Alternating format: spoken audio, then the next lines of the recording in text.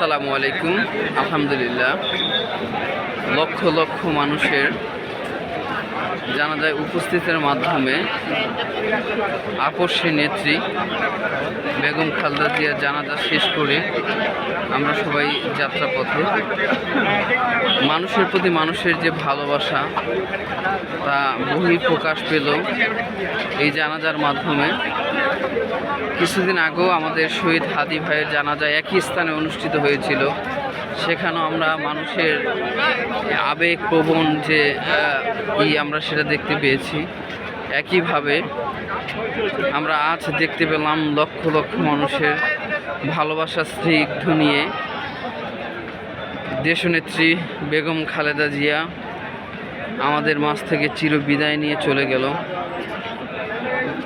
দেশনেত্রী বেগম খালেদা জিয়াকে আর কিছুক্ষণের মধ্যেই শহীদ প্রেসিডেন্ট জিয়া রহমানের জিয়া উদ্যানের তার কবরের পাশে শায়িত করা হবে। যেহেতু বিভিন্ন রেস্ট্রিক্টের কারণে লক্ষ লক্ষ মানুষের ওখানে যাওয়ার সম্ভাবনা নেই, সেই জন্য যাওয়া পসিবল হচ্ছে না।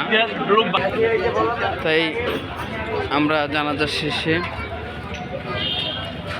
আমরা যার যার বাসার সম্মুখীন ছিলাম।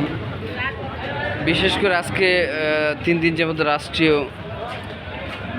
শোক পালন করা, কালো ব্যাজ ধারণ এবং জাতীয় পতাকা অর্ধ উত্তোলন ছিল। আমরা ইতিমধ্যে লক্ষ্য করছি বিভিন্ন অফিস যারা এগুলো রেস্ট্রিকশন মানেনি। যাই হোক, যেটা ভুক্তভোগী আমি নিজেও, সে প্রেক্ষাপটে বলবো যে এই বিশাল জনসমুদ্রে এত বড় একটা জানাজায় অংশগ্রহণ করতে পেরে মহান আল্লাহ পাক রব্বুল আলামিনের প্রতি লাখ কোটি শুকরিয়া আদায় করতেছি এবং